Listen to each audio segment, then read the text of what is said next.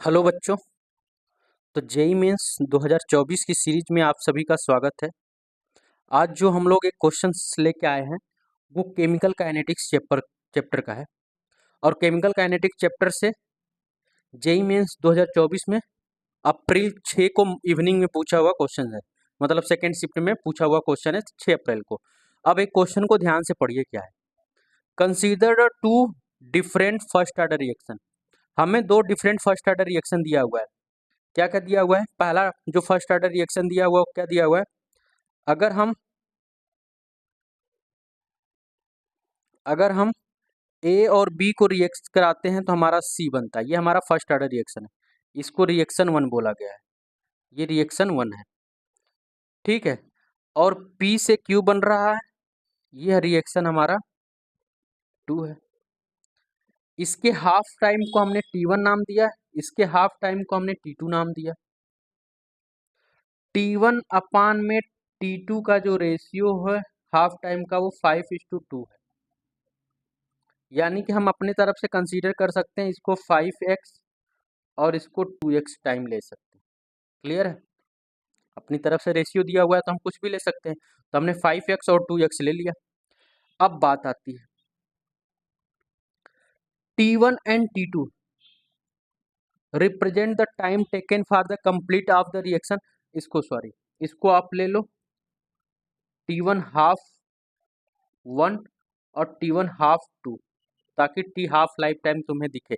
वरना T1 और T2 तो रिप्रेजेंट कर दे रहा है वो टाइम कंप्लीट टाइम के लिए, ठीक है। बोल रहा है T1 टाइम जो है वो रिएक्शन वन के 2/3 पार्ट्स खत्म करने में चला जाता है। T2 जो टाइम है वो रिएक्शन टू के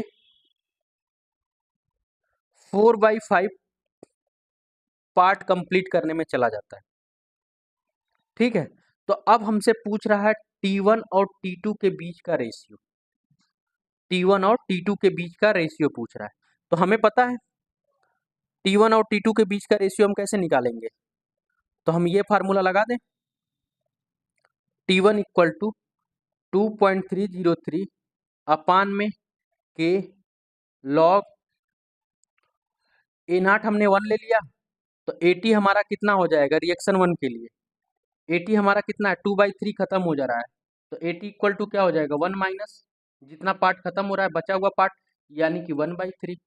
तो ये हमारा कितना हो जाएगा? 1/3। यानी कि इसको हम क्या लिख सकते हैं? T1 इक्वल टू 2.303 अपान में इसको हम नाम दे देते हैं K1 भी, K1 लॉग 3। अब T2 के बराबर हम क्या लिख सकते हैं? T2 इक्वल टू 2.303 अपान में K2 लॉग 1 अपान में 4/5 बात खत्म करने की बात कर रहा है। 4/5 पार्ट्स, यानी कि 80 हमारा कितना हो जाएगा? 1 माइनस 4/5 करेंगे तो यानी कि 1/5 आ जाएगा हमारा। यानी कि ये कितना हो जाएगा बचा हुआ है 80 की वैल्यू 1/5, यानी कि हमारा T2 कितना हो जाएगा? 2.303 अपान में K2 लॉग 5। अब बात आती है T1 अपान में T2 की। T1 अपान में T2 या T1:T2 का रेशियो, यही पूछ रहा है हमें, यही हमसे वैल्यू पूछ। अब इसको हम क्या कर सकते हैं? अब देखिए 2.303 अपान में K1 लॉग 3 अपान में 2.303 K2 लॉग 5, ठीक है। अब हमें बस K1 K2 की वैल्यू पता चल जाए तो हम इस क्वेश्चन को सॉल्व कर लेते हैं। अब K1 और K2 के लिए हमें हाफ टाइम दिया हुआ है, हाफ टाइम दिया हुआ है। तो K1 इक्वल टू कितना हो जाएगा? 0.693 अपान में T1 हाफ, इसकी वैल्यू कितनी हो जाएगी? 0.693 और T1 हाफ की वैल्यू कितना दिया हुआ है? 5x। हमने क्या ले लिया? 5x।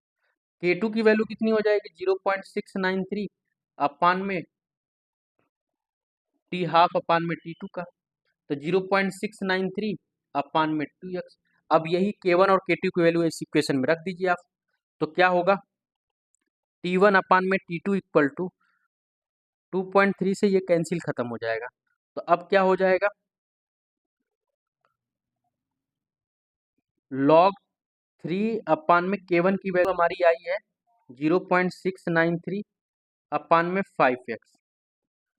उसके बाद K2 की वैल्यू कितनी आई है, तो log 5 अपान में 0.693 अपान में 2x।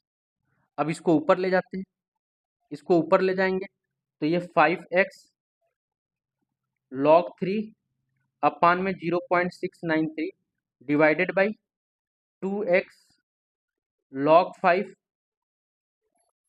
अपान में 0.693। ये 0.693 से 0.693 कैंसिल, x से x कैंसिल, तो ऊपर क्या आ रहा है 5 इंटू लॉग 3 अपान में 2 इंटू लॉग 5। वैल्यू रख दो, 5 इंटू लॉग 3 की वैल्यू आपको दिया हुआ है क्वेश्चन पे 0.477। और क्या दिया हुआ है, log 5 की भी वैल्यू दिया हुआ है 2 इंटू 0.699 दिया हुआ है 699। ये डेसिमल के बाद 3 स्थान है, डेसिमल के बाद 3 प्लेस है, हटा देते हैं। तो यहाँ पे से हमें T1 और T2 के बीच का रेशन कितना आ जाएगा, तो हम थोड़ा सा इरेज कर देते हैं। ठीक है, हम इस चीज़ को इरेज कर देते हैं, ये वाला। तो T1 अपान में T2 की वैल्यू कितनी आ रही है,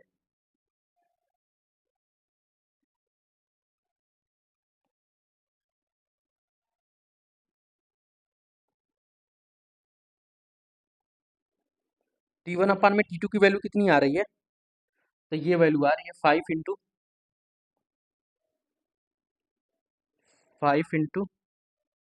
0.477 0.477, यानी कि जीरो हटा डेसिमल हटा दिए हैं, तो 477 अपान में 2 इंटू 699। अब इसको मल्टीप्लाई कर लेते हैं, 5 का मल्टीप्लाई करेंगे तो 7 5 35, 7 5 35, 3 38, 38, 5 के 20, ये आ रहा है। इसको करेंगे तो ये आ जाएगा 9 दूनी 18, 9 दूनी 18, 1 19, 6 दूनी 12, 1 13, ये। अब इसको डिवाइड करेंगे, T1 अपान T2 को डिवाइड करेंगे तो ये आ जा रहा है 1.70, कुछ ऐसे आएगा। ठीक है, अब इसको हम क्या लिख सकते हैं, 10 टू द पावर -1 में लिखना है, तो इनको लिख सकते हैं 17.0 into 10 to the power -1। Compare करना है तो हमारे वैल्यू कितनी आ जा रही है, 17 आ जा रही है।